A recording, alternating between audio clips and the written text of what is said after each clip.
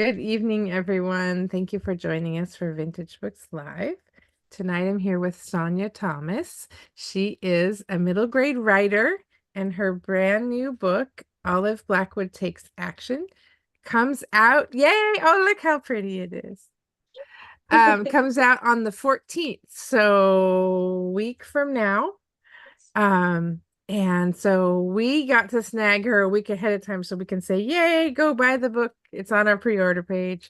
But yeah, it's on the pre-order page. You can order signed copies. If you have a chance, and you are looking for something to do next Tuesday night, Sonja and Jen Reese, who will be our guests the week after on the 21st on Vintage Books Live, they're going to be together. They're both middle grade people. And is it the Downtown Pals or the Cedar Hills Crossing Pals? Cedar Hills Crossing. Okay. Yeah. Which for Vancouver people who don't like scary downtown Portland, which isn't really that scary, but parking is kind of scary. Yes, exactly. Parking at Cedar Hills is really easy. So even though it's a little bit further out, it's not hard to get to. And the parking, they have a big parking lot. So if what keeps you from going to Powell's downtown is parking, which is understandable, you don't have to do that. You just go down to Cedar Hills, and you can see Jen and Sonja in person next week. What time is that? 7 p.m. Okay. And there So, will be also Tina Connolly. She will oh, be fun. emceeing. Oh, And nice. we've made a really fun, relaxed, event, silly questions. There's going to be trivia.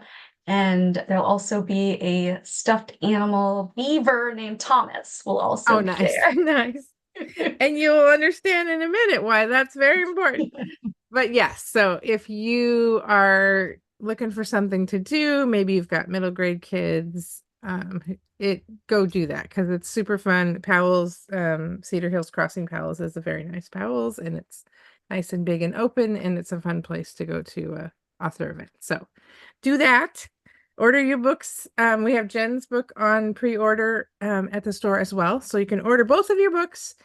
And if you tell us in the order page, so I'm getting sidetracked because I just thought of this, but if you tell us on the pre-order page that you're gonna go to the event on next Tuesday at Powell's, we will make sure you get unsigned copies so you can have them signed for you in person. But otherwise, if you can't make that event, you can get signed copies. So anyway, I digress, but yeah, I'm just so excited that they get to go to Powell's because honestly, out here on the West Coast, that's kind of a big deal.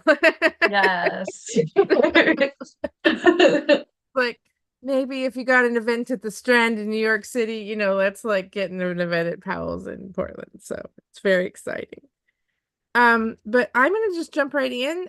Can you tell us all about the new book? Tell us a little bit about what it's about, and like no spoilers, but everything you can tell us without spoilers. Yes.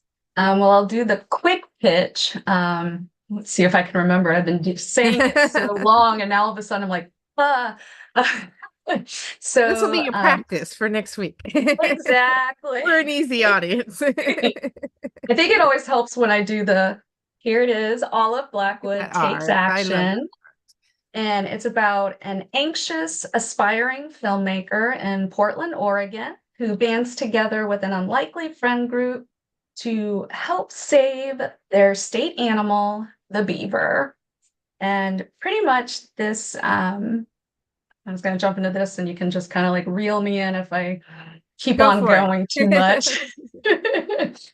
But I always say, like, in the beginning of writing a book, it's the daydreaming stage. And for me, with this one, I wanted to focus on a character that has like a huge creative passion that they love to do, but they struggle with anxiety, which pulls from my lived experience. My former life was accounting. My current life is now writing for kids, both pretty much kind of solo activities, sort of. But if you have that creative love and you want to actually put your art out into the world, it's hard. And not even just the world, but just one person to read it. It's like putting your heart out there, and, art is subjective. And I've always struggled with depression ever since I was a kid, and anxiety was always there, but it's really just become prevalent in the last 10 years or so. And I just wanted to write a story to show kids that you can do whatever you love within your own boundaries. You determine what those boundaries are. And yeah, the whole beaver part came about by accident. Well, that was going to be one of my questions, so we're going to get to here. I was going to ask you, tell me about why beavers. Definitely did not go into this book with beavers on the mind. But at the time, I was pretty active trying to bring awareness to climate change.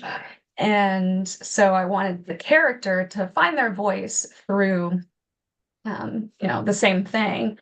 And a friend of mine, she had a book at her house that talked about beavers will save the planet. And it just piqued my interest. And then I shortly thereafter found out from another friend that in Oregon, beavers are considered predatory animals because they're just considered destructive. So there's a law that makes it legal to take, which AKA means kill beavers when they're causing damage. And that I'm a huge animal lover. That just instantly broke my heart. I couldn't believe it, especially because if you don't know, beavers are the state animal, the Oregon state animal. They're even on the flag. Oregon is the only state that has a two-sided flag, and it has a beaver on one side. So, and The two-sided flag part, I actually never realized, and I've seen the Oregon state flag, but I wasn't aware of it. either. There was so many interesting things I found out, unique about Oregon and beavers. And, I just did deep dive into researching them, and they are just one of the most amazing creatures on the planet. When they live their everyday life, they're literally, they're, what are they called? Keystone species, which means they have a huge impact on the environment, a positive impact. And when they're just doing their everyday thing, they create new habitats, which can help save animals that are about to go extinct, like the salmon in Oregon. They can not prevent, but they can help ease wildfires. They decrease erosion, also kind of like help maintain water flow. And all these things put together helps reduce climate change. So I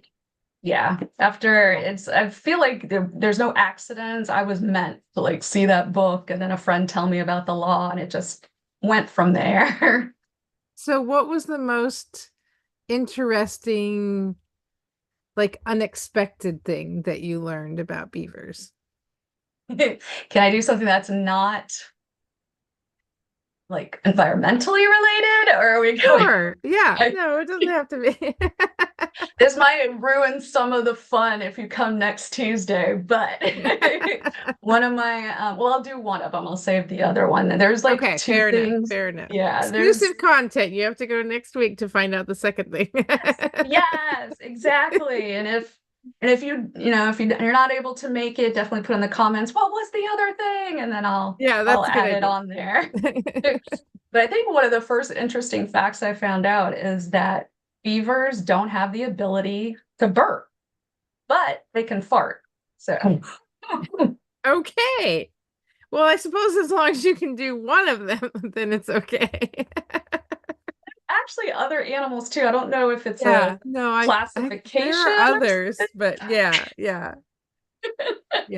And it's one of those really dumb things that you're like, yeah, okay, so who cares? But actually it can be kind of a problem. So, it's like, who knew? It's That's actually, awesome. once I went to I forgot what it was, but it was a sanctuary where they had sloths. And I remember we were allowed to like feed them, I forgot, maybe celery or something like that. And they had said that, yeah, they don't burp. And they said once when, the human was in there feeding them, the sloth was like, what is that? What are you doing?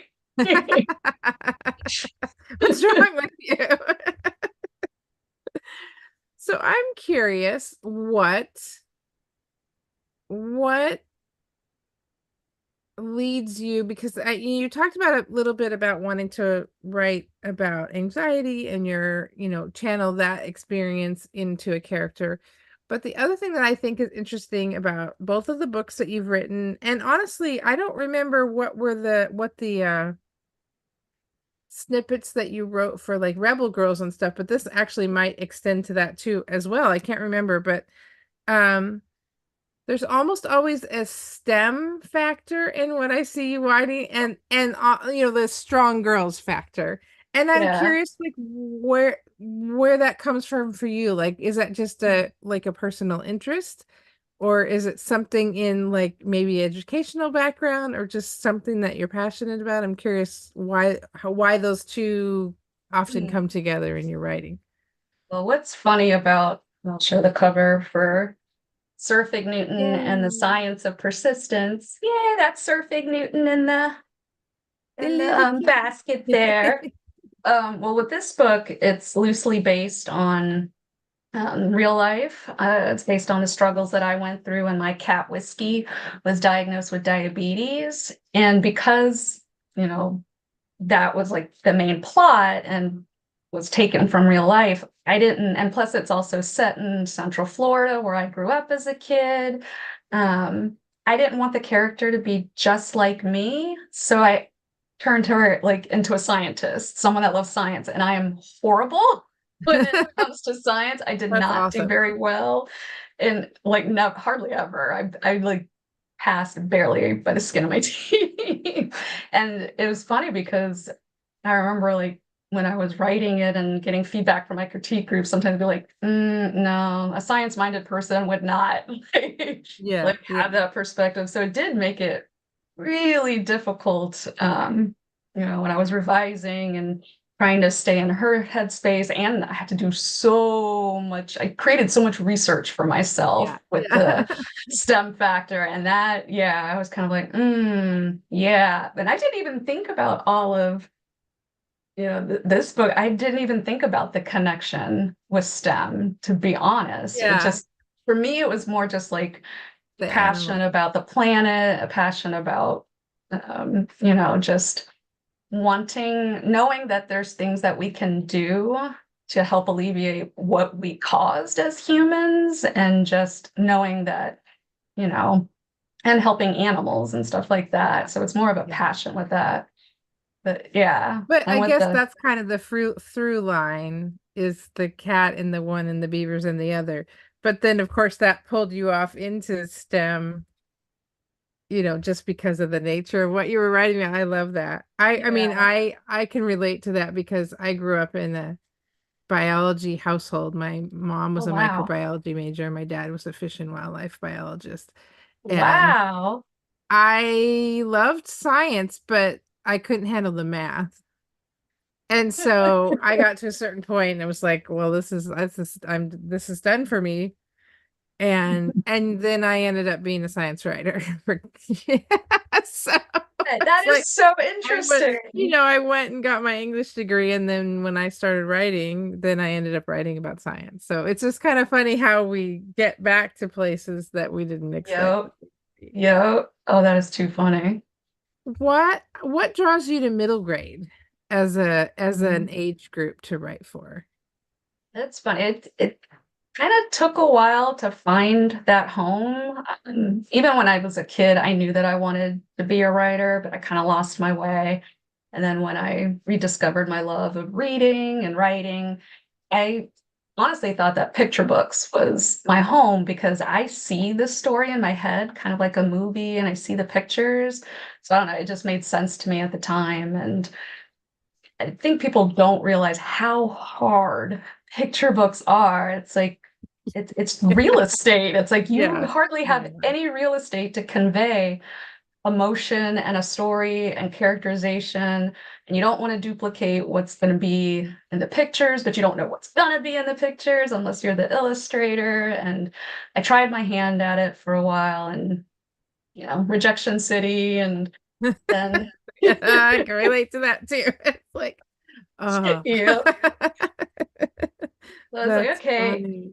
you next, let's try middle grade. And I remember taken this, it was a middle grade writing course with people where they like paired us up with people and we exchanged and gave feedback and the teacher gave us feedback. And I remember even beyond this course, every time that I would kind of like share ideas or pitch ideas, I was constantly told that the topic was more young adult. But it really confused me because I was like, this is the stuff I dealt with in fifth grade, sixth grade, all the way through eighth grade. So I didn't understand. And so I kind of gave up on it because I really wanted to focus on topics that I went through that I never saw books address. And so then I tried my hand at young adult, wrote two, queried them, then again, Rejection Yeah. City. And young adult for me always ended up being too dark because it was definitely a dark time for me. And I don't know, I just always found myself in a dark place. And when I had the idea to write the story of Sir Fig Newton, it just felt right to be, actually, I tried it as a picture book first, but then I realized, no, this is middle grade. And that's when I felt at home. I just felt like I didn't have to force Yeah. the voice just kind of flowed out. And also, I feel like there was this huge change in middle grade. There's so many more books now that focus on difficult topics that Yeah. I don't Yeah. feel like they used to. So, and what I really, really love about middle grade is like no matter what the topic, even if it's just silly and fun or dark, there's always that thread of hope. And you always kind of like close that Yeah. book and you just feel like, yes, life is going to throw really crappy stuff at us. But we can still, we feel the emotions, we move through it, and, we surround ourselves with love and we just, pick ourselves up and love ourselves and keep going. And it's like, it is just such happier space to write in. And I like that. But you Yeah. still Yeah. have like that honest and authentic voice that I feel like every reader deserves. But yeah, just with that hope. I like that you mentioned, because I do agree that middle grade has shifted, I think, and for the better, because I think that the idea that it always needed to be fun and light and silly, and it needed to be about, you know, doing spitballs and, you Mhm. know, bullying, but it was always kind of wimpy kid style bullying, and no shade Yes. on wimpy kid because No, wimpy kid's great, no. but it was always kind of it wasn't super serious. Yeah. And the hard part about that is we all know that kids in those grade levels are facing super serious things, including actual serious bullying that is really consequential, and anxiety, and something horrible is happening with their pet, and Yeah. like all these things are happening to them, and it feels sort of disingenuous to hand them a book and say everything's going to be fine and not have acknowledged and with it. So I'm glad to see middle grade change. Exactly. And we all want a choice. There are times where I don't want to talk about anything serious either. Yeah, And that's yeah. when you Oh, for do sure. pick up the Wimpy Kid or any of those books and Yeah, you just yeah. laugh or you just, Yeah. do magic or what, it's like You read whatever Dog type of book. Man, or like there's so many Yes. great, and Yes. it's the same in adult literature. Like I get really irritated when people are sort of they're bad mouthing romance, or they're bad mouthing like cozy mysteries or whatever, and it's Yes. like, you know what? All of those books take a certain kind of skill to write, and just because you can write one doesn't mean you can write another, Yes. and they all have their place. Like we all, yes, we need the literary novels, but some days we need the ones that are pure brain candy, and we can just be comforted and we feel good and we know that everything's going to turn out in the end. Yes. The bad guys are going to get 100%. what's coming to them. That So it's kind of like yeah. I remember when people used to ask me, what kind of music do you like? And I'd be like, good music. Like it's not a Yeah. genre. It's there's Yes. good books Exactly. and again, it's subjective. So it's like, Yeah. that's why there's space for Yeah. everybody. Yeah. No, we don't do snobbery. Vintage books. You can like whatever you like. It's okay. And I think that's true for kid lit too, right? There needs to be all kinds of books for all, for all kinds of moments Yes, and all kinds of kids and all kinds of readers. And so, yes. yeah. So are you still doing some shorter like essay type work like you've done for Rebel? I don't know if folks are aware, but Sonja has actually also contributed to the Rebel Girl series, which is very cool. Yes. And are you still doing some short work like that in projects, or are you mostly just doing novels at the moment? Mostly novels. I have done some other short stories. I think my last, trying to think, when did that come out? Yeah, the last I did a middle grade uh fantasy short story, and I think that came out 20, oh my gosh, I don't know, 2023, 2022. I don't know. I don't Yeah. know time. But Yeah, I know time. We were talking about that right before we started. Time is weird. It all is just one big blob. yes, yes. I feel like they all exist. And it's kind of funny because when I was thinking about the different stories, I realized some of the short stories that I've written and have sold have animals in it too. Yeah, yeah, I don't know if people are familiar with SMART. It's a nonprofit organization in Oregon. I believe it used to stand for Start Making a Reader Today. yeah, yeah, And they had, oh, I forgot, I think it was their 30th anniversary. They put together an anthology, Oregon Reads Aloud. And I had a yeah. short story in that Oh, called I didn't Kira's know that. Oh, Imagineering. that's cool. Yeah. Yeah, yeah. There So were it a was about lot the of Vox's a lot of the Swifts. local people had stories in Yeah. that one. So that's very cool. So do you think that, I mean, do you imagine you'll continue to write stories with animals playing prominent roles? I mean, that feels like maybe something that's kind of your thing. I feel like they'll always pop out. I'm working on a proposal now for another middle grade novel, and I've had some ideas of how animals can show up, but I feel like right now I feel like part of me is trying to force it just because I Yeah, always love yeah, having the cat, in there. But until I've just been working on the synopsis side. I haven't done a lot of yeah. writing. So I feel like it's gonna, if it's meant to You just have be, to wait and see how it pops in there. Yeah. yeah. So, what animals do you have in your life right now? Unfortunately, I don't have any Oh, actual animals. I used to when I lived with my ex-roommate, which was awesome because she oh, had right. Yeah, I four didn't cats. realize you'd moved because I remember you had a bunch of little fur Yes, babies around you. it was the best having four house cats, plus there was a third bedroom, and she also fostered Oh, kittens. So yeah. we sometimes had like up to 10 or more cats in the Nice. house. And then there was a dog for a while because I just recently got married and moved Yay! in. Yay! Congratulations. And so there was a dog, Oakley. Oh my God. Oh, called her Oakley Dokley. And sweetest thing, but yeah, that was his daughter's dog. So they recently moved out. So I'm itching for I have like if you could see my office, it's like literally covered in animals. Like Yay. pictures and candles and like Yeah. owls and cats and dogs, mainly cats. So I'm itching for another cat, but Sometimes I, it has to be the right time though, too. I get that. Yeah. yeah. But Especially I'm if constantly looking on Instagram at pictures. Yay.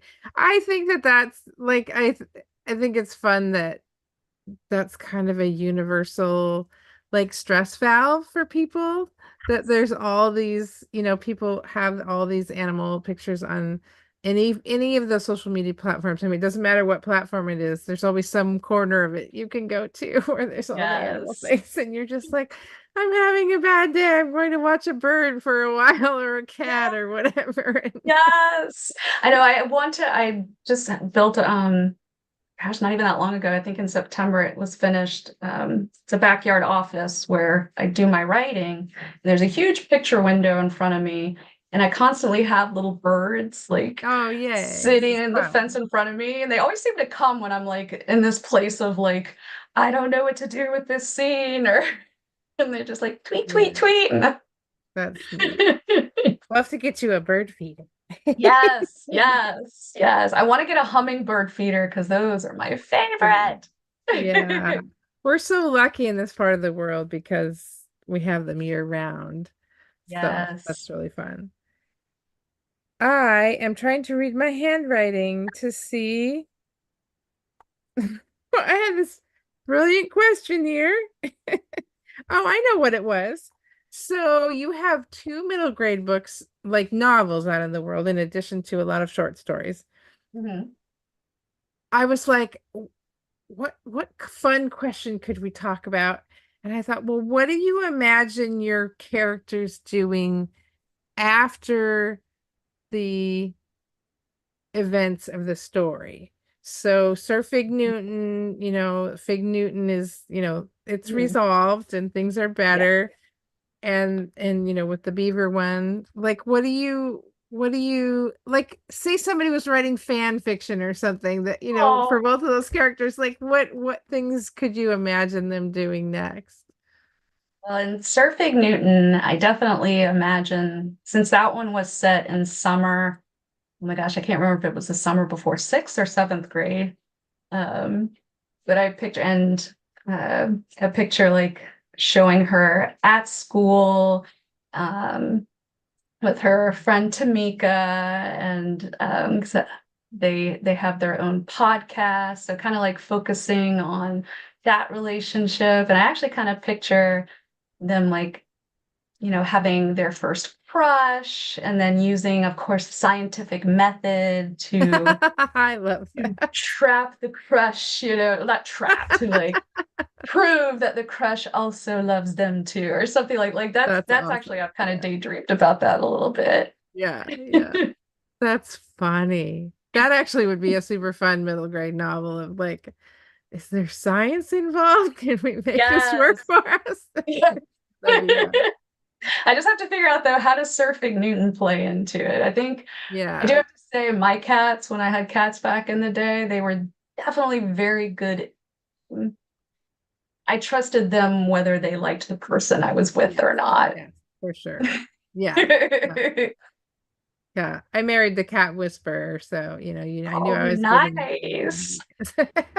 if the cats like you, because dogs, I love dogs. Yeah. It's not that dogs are bad judges of character, but dogs are a little bit more like, I love everyone. And you kind of Yes. have to be really horrible for a dog not to like you. But for a cat to like you really have to Oh, work a little bit harder at it. that takes a lot, especially certain cats, because there's even, Yes, yeah. yeah, yeah, yeah. So if you've gotten That's a cat to like you, that's a really good sign. Oh my goodness. Let's see. So you said, I was gonna ask you what's next, but you had kind of mentioned that you're working on a proposal. proposal. So I don't know that everybody knows this. So maybe we talk about it for a second. In publishing for middle grade.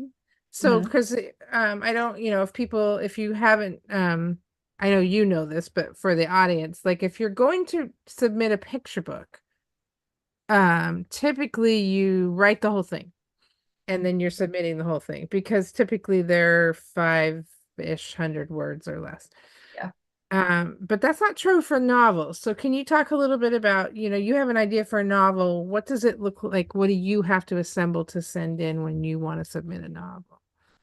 Well, it definitely depends what stage you're at. So if you don't nowadays, well, I wouldn't say you always, but in most traditional publishing, especially the big five publishers, I don't remember offhand. I think it's, oh my gosh, Simon and Schuster, Hachette, And you can Google the rest. One of them is Penguin Random House. Yes, thank you. I was gonna say the Macmillan. two that Yeah. used to Yeah. be separate. Yeah.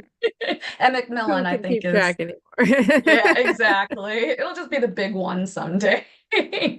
But if you usually need an agent in order to then sell your book to a publisher. Sometimes you don't need an agent if it's like smaller presses. And in that case, you do have to write the entire novel. It has to be the cleanest, most beautiful thing ever.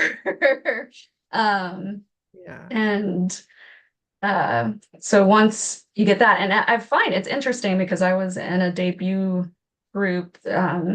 When you're new and you have your first book coming out, you usually kind of find yourself in a club with other people. Yeah. And there was about 400 of us because we had adult, young adult, and middle grade writers, and we were all traditional, but all different kinds of houses. And I find that it's not even the same across the board. But Yeah. when we sold Sir Fig Newton, sometimes you just sell a standalone. Sometimes, especially with fantasy, you usually intend for it to be either a duology or a trilogy.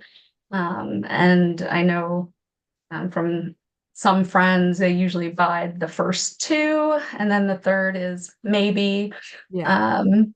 And with standalones, there's what a clause in the contract called an option. And that basically says, we have first dibs on your next book. We get it.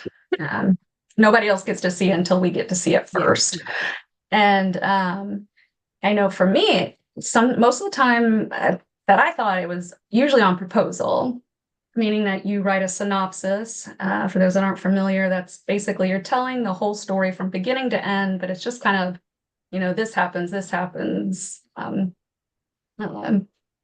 kind of summary like that. And the first time I did that when I sold all of Blackwood, I had never done a synopsis without first writing the entire story. So it was hard. Yeah. So there's not a framework or a way that it's done. I just kind of did it my way. And then also you have to do sample pages, which typically like the first 3 chapters or so. But I have known people that have options. You're good. Do you need water? No, I'm okay. Dang allergies. Yeah, oh, that's true. I do know some people that have an option. They sometimes do have to write the entire novel. So interesting. it's different from house to house.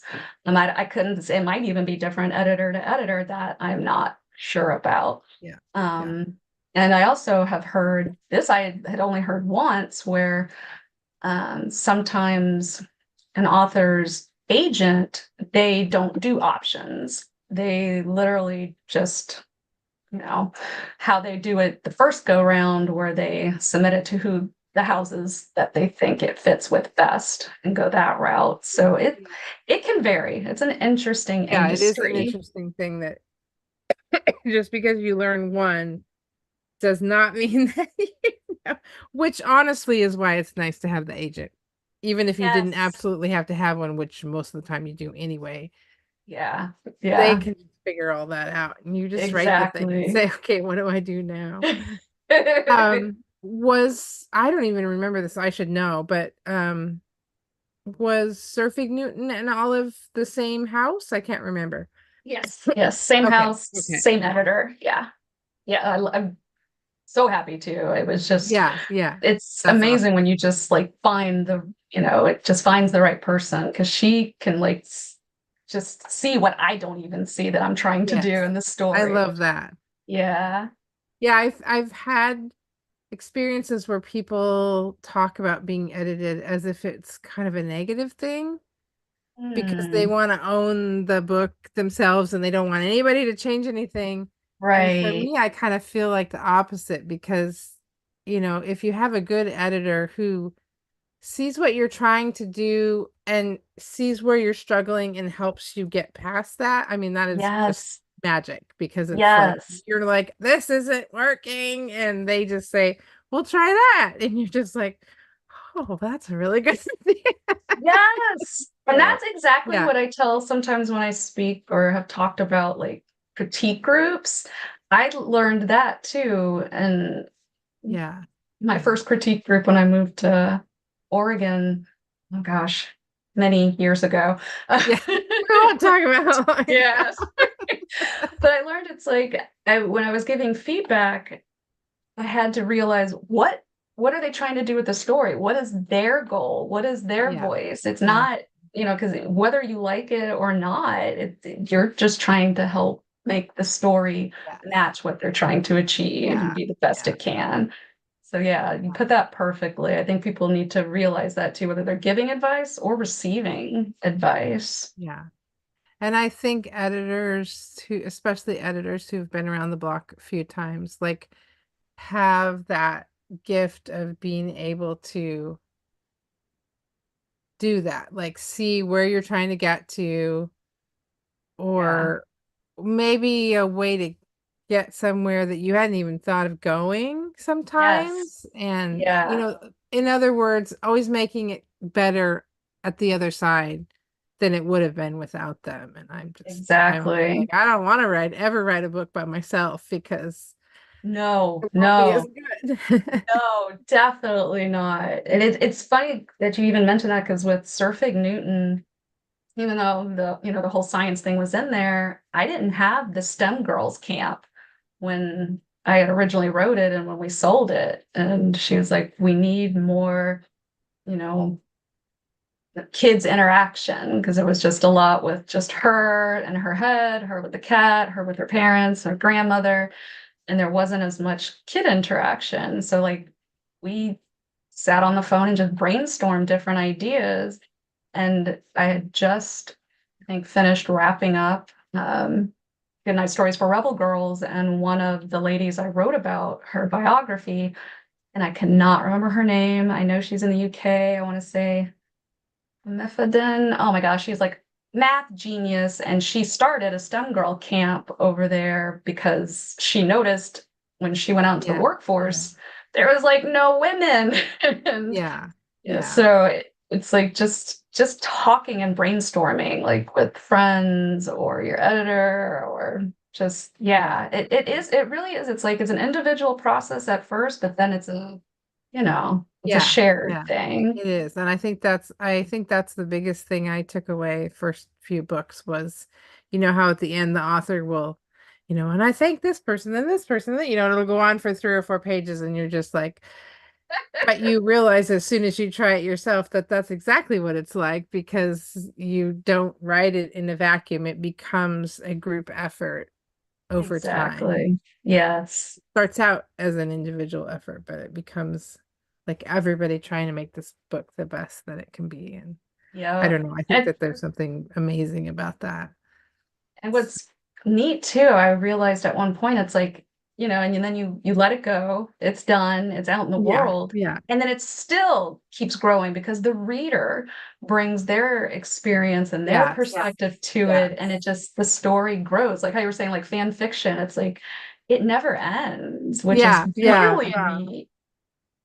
Well, and I think that's the other magical thing about it is that, sorry, I'm looking over at trying to get to the chat. Why won't it let me get to chat? I'm only saying that because we've got somebody watching with us, and I want to make sure that we can chat if they want to. Oh, there we go. I got to it. I just want to type in the chat that to let us know if there's any questions. So, but yeah,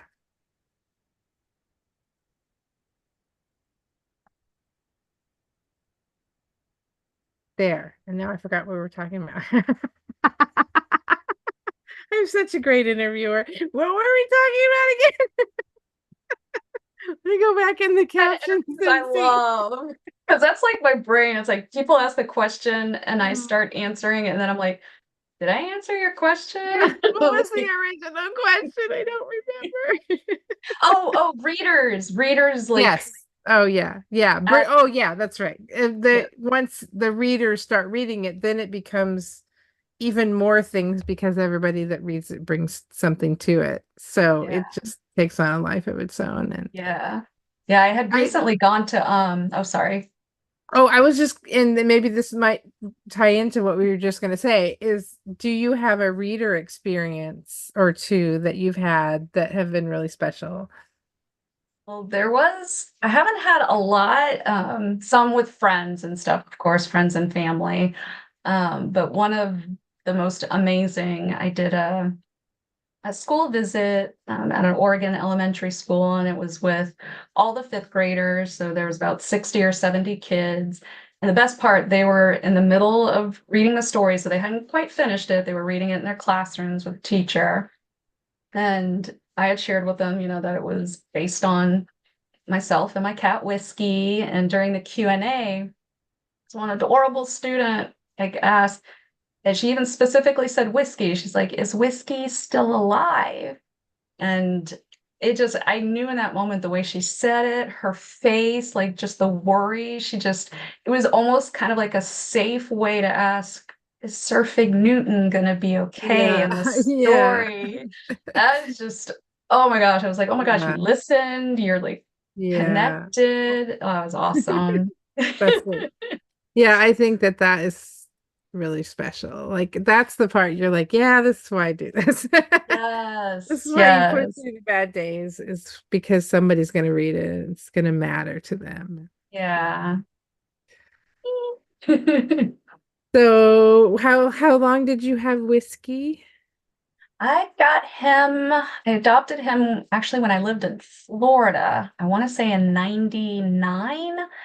And then he moved with me to DC. He lived there for 11 years. And then he moved with me to the Pacific Northwest. And oh gosh, he passed 2016.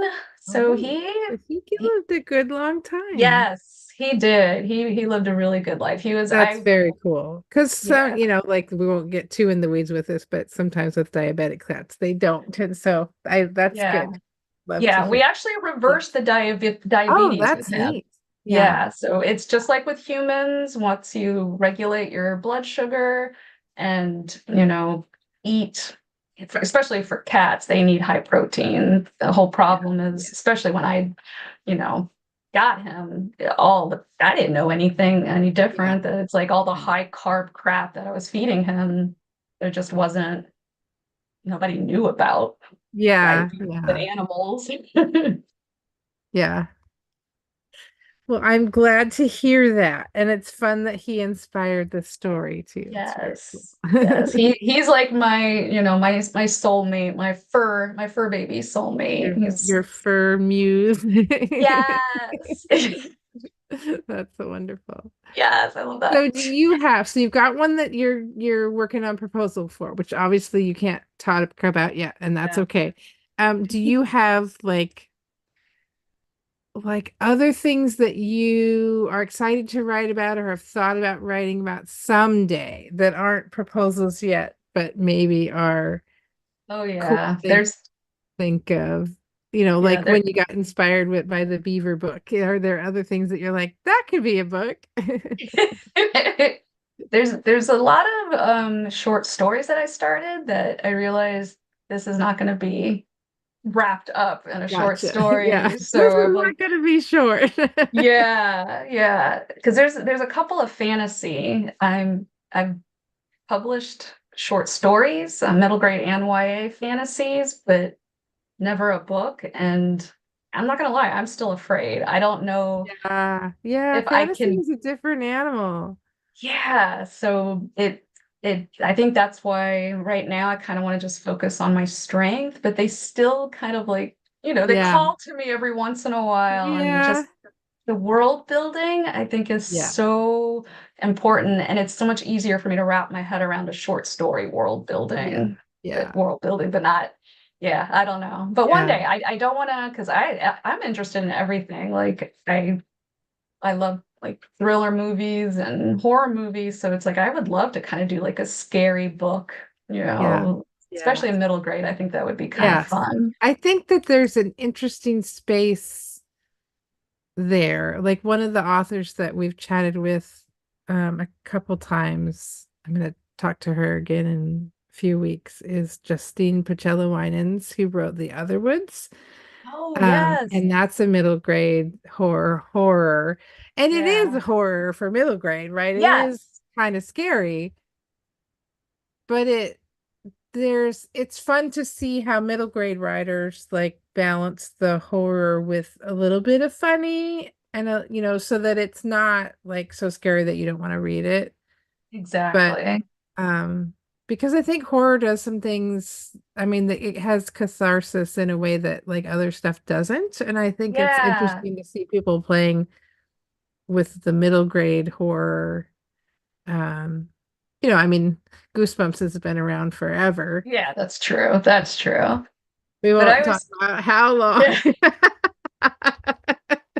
But but I there wasn't a whole lot in that space other than Goosebumps for a really long time. And I think there's starting to be Yeah. some more. So it's kind of fun to see that. So I But feel like I jumped from because I always kind of liked kind of scary stuff. And I remember when I read Christopher Pike, because he had like some kind of scary ghosts and stuff. And there wasn't hardly anything out there when I was that age. So I jumped right into Stephen King. Like there was nothing. that's I'm like like, wow, 0 to 60. basically, I'm like, I can't believe I read some of those books at that Yeah, age, but yeah, that just, I guess, my mom's voice in me. yeah. But I just think Well, it'd I be think, such a, sorry. no, go ahead. Finish what you were I was going to just say. gonna say with like the scary, I think that's such a, it's scary and fantasy. The reason I want to play with that, because I feel like that's a good way to kind of approach also like the difficult subjects Yeah. while making it, it's Yeah. not as then in realistic fiction, it's got a different Yeah. feel to it, but addressing difficult topics. Yeah. Yeah. And I think that it circles back to what we were talking about a little bit earlier about kind of selling middle grade readers short. Um, Hmm. and that we're getting away from that yes, it has to be handled in an age appropriate Oh, way, yes. but that Yes. doesn't mean that they can't handle something that's a little spooky or that talks about hard things or whatever. And because I mean, one of my kids was reading The Hobbit in third grade. You said you jumped right to Stephen King. Like a lot of kids at that age jump to like YA or even adult stuff because there isn't that piece for them. And Yes. so it's nice to see that piece come. Exactly. And I Exactly. think, do you think it's confusing to people that we talk about middle grade, but it actually doesn't equate to middle school? Yes. I know that in Yes. the store, I have to talk to people a lot about that. It's like middle grade isn't middle school. I know it's confusing, It but is so confusing because there's such a huge difference between third graders and seventh graders. And yeah, it's like, yeah, and of course, it usually is broken down between lower middle grade and yeah, upper middle yeah, grade. But yeah, I was even kind of shocked at first. I was like, oh, because I don't think there was a term yeah. middle grade books when I was a kid. It was just No, and there books. wasn't really YA either. Mm-mm. Like that's a No. more recent term. The other thing that I find fascinating, looking around at the bookstore is that a lot of the teen books that were considered teen books when I was a kid, Mhm. like we shove them in the middle grade section now. So like Anne of Green Gables is in the middle grade section. Yeah, I'm trying to think of like Lion the Witch in the Wardrobe and a lot of that kind of that's stuff. right. Um, and it's not really necessarily middle grade in the ages of the characters, Right. but it's almost like we've realized that what's being dealt with in these books is actually more of what kids are kind of thinking about on those age ranges, and a lot of what teen readers are dealing with. Those Exactly. books aren't really addressing those things anymore. And so Exactly. Yeah, it's it's more about the interesting. experience and it's going to be that's that thing. It's never going to be a one size fits all Oh because yeah. Yeah. every single, I mean, you could be in the same household and still, have different experiences. That's why that's why it's like I was trying to tackle subjects that I was struggling with. And I believe that I'm just like Yeah. trying to heal my inner child that Yeah. started like in the Yeah. sixth grade, some really scary stuff. And it's like, I really, because I was an avid reader, it also then made me feel more alone when I never saw those experiences reflected in the pages until like I would pick up like sometimes Sweet Valley High maybe touched on a topic here or there, but then they Yeah. actually Yeah. most of the times made me feel worse. No. Shocker. Again, we're aging ourselves here. I know, I know.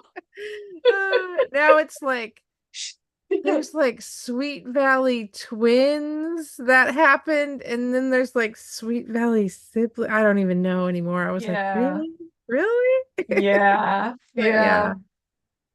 Yeah, no, I do think I think the other thing that's interesting is adults coming to picture books, middle grade, YA. Like I'm always of the mindset that those books are for everybody, even if you're an older reader, because Yes. I've read some middle grade that it's just like, oh my gosh, this is amazing. And Oh picture my gosh. books too. It's Um, true. And I so think it's interesting too, because I've noticed, especially now, sometimes working a little bit more with teachers, how they use picture books, like they read the picture books in their high school classes. yeah, It's, yeah, and I never thought about that. I sometimes like kind of looked always too that, oh no, not picture books, I'm yeah, a grown up yeah, now, don't treat me like a baby. But I think picture books have also kind of grown and the kind of yes, yeah, experiences that they yeah, show too. But again, it's all age appropriate the way that it's presented. But yeah, yeah, they sometimes pack a punch. yes, yeah. Which I also love just because I feel like, you know, anxiety that a 5-year-old experiences and anxiety that a 13-year-old Yes. experiences and anxiety that an adult experience, like the anxiety is the same. Like it Yes. comes out differently, it gets expressed differently, it gets processed Hmm. differently depending on how old you are. But Yeah. it's the same feeling. And I love that our like mental health little section for Oh my kids gosh, yes. includes picture books about kids dealing with, parents Yes. with PTSD and, anxiety, depression, all kinds of stuff, and Mhm. acknowledging that kids are experiencing these things too. So Yeah.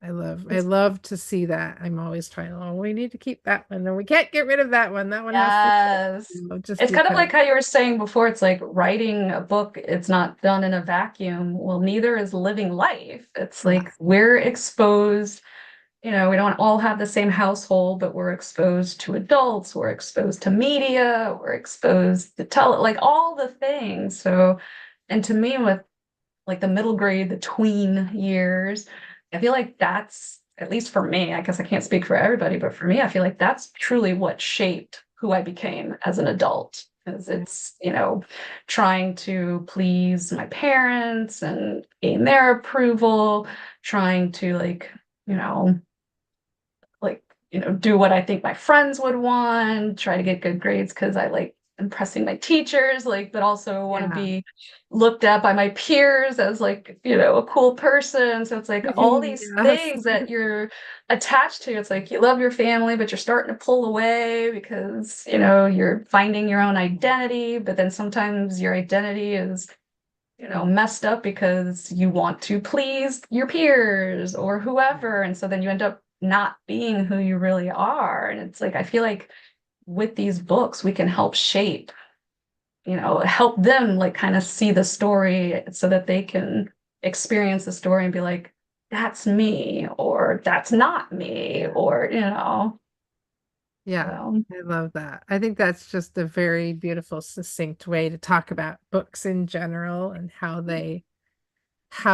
what purpose they serve in your life is like any character that you encounter, any scenario that you read, there's always a, what do I identify with here? What do I not identify with? Do I want to identify with this? Do I not? And Yes. yeah. Yes, exactly. Because there's never So going to be a book that shows all of you, because yes. we Yes. are all unique. Yeah, exactly. And I think sometimes too, though, you can't really deal with all of yourself at the same time. Oh my gosh, no, that'd be too So, you much. know, a book is gonna, like, you're gonna be able to process some little piece of something that you're dealing with. And, you Yes, might come back yes. to that same book like 5 years later and maybe you get something totally different out of it. Yeah, So that is actually very true. There's sometimes I've noticed over my lifetime, I've sometimes purchased books that I don't even touch until, and all of a mhm. sudden it like flies off the shelf and it's Yeah. like, now it's meant for you Yes. to read kind Yeah. of thing. I have, we get the opportunity to download ARCs and have Oh ARCs. yeah, Just that's one of the perks of being at the store. And that's awesome. I am horrible because, we get to go through catalogs and I'm like, oh, I want to read that. Oh, I want to read that. And of course I have all these ARCs on my phone and I'm never going to get to all of them all. But I also find it really interesting of, like, I'll go through and read the first few pages of several different ones to see. Mhm. And they all might sound interesting, but like one of them will really be like, this is what I'm going to read right now. And a Yes. week from now, it would probably be a different book entirely that I would pick. So yeah, I think No, yeah, it's I'll very use it. true. That and the cover. I still like a Oh, great cover. I'm a sucker for a cover. Yes, yes, I yes. was working on the new book video that I always do on Tuesdays, and there Mhm. were so many good, Ah, like, covers and paper. And then oh, there were several books where you take the dust jacket off and they've got the foiling on the front cover. And I'm oh, just like, so oh my gosh, jealous. you guys, you have to see this. That's Taking my little awesome. So video, like, look, everybody, look how cool these are. I don't think I ever really understood like taking off the dust jacket and seeing until being an author. Like, I mean, I was always Yeah. like attracted Yeah. to covers of books, but I never understood like looking at the spine, just the little Yes. details or the The chapter binding and headers. what paper did they use and all that. Like, Yes. I never knew I was such a paper geek until I started working at the bookstore. I was like, oh, this paper feels so nice. Oh my All gosh. You're right. my people. Yeah, I think that's the magic of working in the bookstores, that everybody who comes in at some level is your people, Yep. because some aspect of books is why they're there. So it's fun. I am going to give us a chance really quick. There's a couple people in the audience, so thank you so much for joining us tonight. If you have a question for Sonja, um, let me know, because I'm going to ask her a question. Um, my brain just went. "Ah." I'm going to ask her a question for her to answer, so you get a chance to think about whether you have a question for her. And that question is always, is there a book that you have read recently that you would recommend to people? Oh, just returned it to the library. I wish I had it on my side. Okay, hold on. And I'm totally blanking on the name. I feel horrible. That's okay. Uh, oh, come on. I can see it's Oh, a see, I put author. you on the spot. I should I warn people that I'm know. going to do this. I'm usually prepared for that kind of question and Hmm. totally went blank. I know it's author illustrator and it's written in verse. Oh my gosh, come on. What is it called? It was probably one of my favorite books I read last year. Da, da, da. I'm gonna find it. I'm gonna find it. Okay. Here we go. Come on, come on. Oh, yeah, there we go. A work in progress. Is It's that an Jarrett illustrated. Lerner? The, Yes, yes. I love that Uh, book so much. it. I just literally started bawling when I Yeah, finished it. It was just. It's it's exactly the so kind of good. book that I needed when Yeah. I was a kid. And I mean, it honestly goes to what we were talking about earlier, of all these things needing to be represented for kids. And yeah, yes, it's yeah. So I know that there's somebody watching in the audience, but the book is a work in progress. It's by Jarrett Lerner. That's right, isn't it? Yes, Okay. yes. I will put that in the description of the video so that people can find it. But in summary, it's a work about it's a novel in verse, a Hmm. middle grade boy Uh, protagonist, and it's about body image and body yeah, positivity and how yeah, we feel about ourselves and it's just so well done. So yeah. yeah.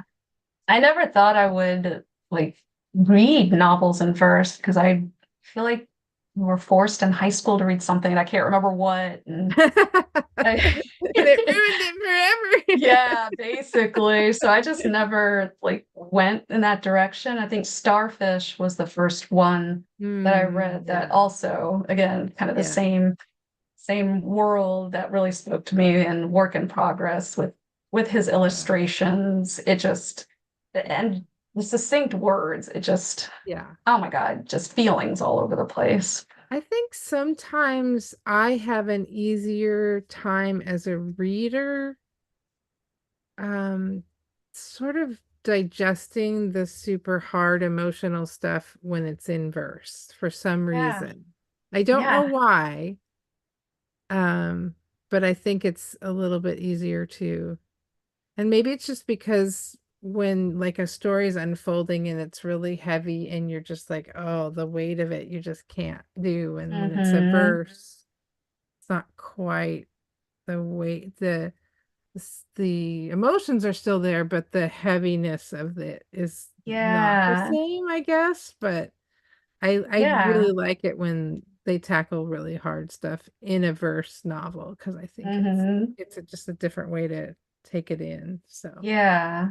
Yeah, because I can't imagine either of those stories, you know, just written any other way. I think, yeah, I think you're right. Because I used to always think too, like with verse, you wouldn't get like a full image of a scene. It just, but you yeah. do, you fill in any Yes. blanks. Yeah. So, And it's almost like whatever you bring to it is what you use to build that scene, which I think is also pretty cool. So, yeah, yeah. well, I don't see any questions, so that is completely fine. Um, Thank you so much. This was so fun. And I'm Yes. so excited. Remember, Sonia and Jen Reese are going Mhm. to be at Powell's Cedar Hills Yes, Crossing next week, Tuesday at 7 p.m. And yes, yeah, you should go see them. yes. And definitely get your books from Vintage Books because, Yay. it's got the paw approval from them. Yay, awesome. And they are on the pre-order page. So if you go Yeah. to our website, which is vintage-books.net, and you just click the button right on the front page to the pre-orders, both Sonia and Jen's books are there. So Yes, and I thank you just read so her book much. not too long ago, and Yay. it's also a fabulous book, Puzzle Yes. Heart. So definitely pick Yay. it up. All right. Thank you again and have a wonderful night. Thank you. You too. Bye.